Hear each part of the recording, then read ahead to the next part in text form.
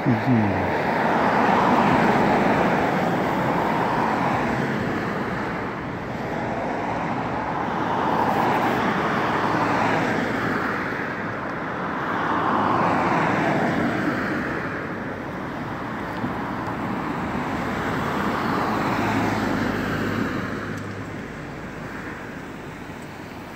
happened? The motorcycle officer said the crime scene was broken down. They're in the process of taking down the crime scene. So they said I can cross. I crossed. That cop said, I told you to stay over there. I go, the crime scene was broken down. He goes, well, since you're here, you got to be on this side of the mailbox. I go, the crime scene's broken down. Either the guy's caught or he's gone. He goes, you're on probation. If you don't go over there right now, I'm going to arrest you. So I don't know if he knew that it was broken down, because it literally got broken down 5 seconds before I pulled up to the corner. Okay, the motorcycle cops pulled up, and they were taking down the crime scene tape down there when I crossed. Okay. All I'm saying is it had just been broken down. I don't know if he was engaged in talking to somebody, didn't hear it, or whatever. I don't know. Yeah. So, all I'm saying, man, how does doing what you're doing foster any sort of anything between us except animosity? He started the animosity right there by telling me to come over here. Okay, and I get that you don't like that. But you flipping him off and screaming that he's a fucking this and a fucking that. Yeah. How does that... I mean, at some point, somebody needs to act like an adult. Right. I can't go up and sock the dude in his face. I can't go up and get in his face when he sits there and gives me an order as a police officer to go to this mailbox. Right. Okay? I can't go up and have a logical conversation with him. I can't call 911 and say I want to speak to a supervisor. I can't call a supervisor. You can ask him, I want to speak to a supervisor. And he's gonna, I've asked several times to have him call a supervisor, and they won't do it. Ask to speak to a supervisor. If I'm around, I'll come over and talk to you. Okay. But what I don't appreciate is seeing what happened out on 122nd last week.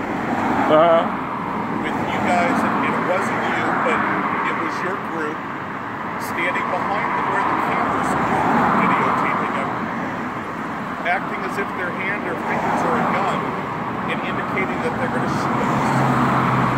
That only fosters a hostile situation. Okay, I didn't see that. If I would have seen it, I would have chewed the person out.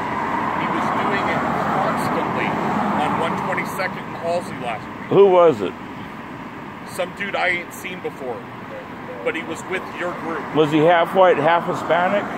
Taller guy, probably the most vocal. He was the guy that after you guys pushed past the fence on that side, he came back to make a point of going into the fence area until the one guy showed up and ushered him out from back behind him. Okay. That kind of crap, it only is... It will make us want to work with you guys less. Right. Yeah, I've made it known to all the cop watchers that there is not, I mean, you may get mad at a cop, you may cuss him out, that's between you and the cop. There will be no threats to police officers. There will be no weapons of any kind. I don't care if someone got a concealed weapons permit. They're not getting into my car with a gun. They're not getting into my car with a knife. If we're going to a protest and it's expecting to be violent, they can carry pepper spray. But that's it. They can only carry defensive weapons. They cannot carry offensive weapons on any cop watch. That's my rule. If I catch them in the car, they won't get in the car if they have something. Because I'm not going to endanger myself. I'm not going to endanger other people because people want to make a point with a cop. You know, Find a better way of communicating though, but standing out here telling us to fuck ourselves, it's not going to get across what you want. I mean, right. If you want us to allow you to get a little closer to see the scene, I mean, I realize you guys are wanting to get us at our worst and pissed off so you can show us doing something bad. I get you guys at your worst. I get you guys at your best. I had a horse sergeant that I get along with real good. He sat there and said, all I see is bad stuff on your videos. I go, show me something good. So he sat there. We talked for about 15 minutes of the stuff that he liked. Hey, check this out. This is the questions I get. Whoop, whoop, whoop, whoop. And I put the whole thing on video, unedited, right? And he's seen that. He's like, whoa.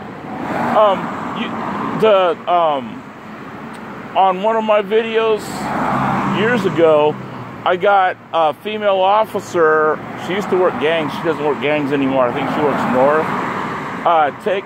They got a call of a lady on drugs in a parking garage. Turned out the lady was blind and was lost and was tired, and she laid down between two cars and went to sleep. The female officer talked to her, determined she was blind. She lived out on 99, put her in her car and drove her out here. I videotaped that. That was before I had the channel. I'm still looking for that because I want to put that up. I want to get the good stuff, but they don't, you know, Gresham goes, oh yeah, we're having this school thing on doing some stuff for the students and stuff. I go, cool. I'll go out there and videotape. When's it happening? I'll get the information. Never got the information. When you guys go shopping on Christmas with Fred Myers, I'd love to go in there and film you guys shopping for the kids and stuff like that. You know, I want to get the good stuff as well as the bad stuff. But the problem is, Bob, when you stand out here and you do what you just did, why would we then turn to you and say, come with us to shop for a cop? It's not going to happen. Right. I mean, yeah, you kept your mouth shut about 3 weeks ago down on Colgate Boulevard and 131st, where we were dealing with the young black kid. But the mouthy dude that was with you, because he sees through his camera lens that I am looking over at you, he starts berating me and saying, when was the last time I was in a foot pursuit? Quite frankly, who the fuck cares? And when you associate with that kind of behavior, I'm not going to open myself up to saying, hey, Bob, bring yourself and your cronies to go hang around us some more. Right. Yeah, he shouldn't have said that. I had to talk with him about that because that's not cool. An officer, I don't care if an officer does something to someone, pushes them back, touches them, because we tell everyone when we're filming, do not touch an officer. If you have to, step back. If you're standing there and they step into you, that's on the officer. But do not do everything you can not to touch an officer.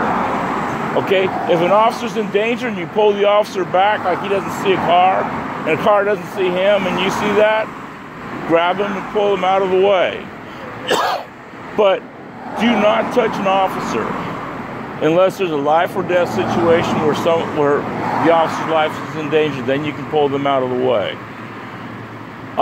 And we do that because we don't want people going up, touching, pushing, kicking, spitting on officers. You know, because we all have to work out here. We all have to work together.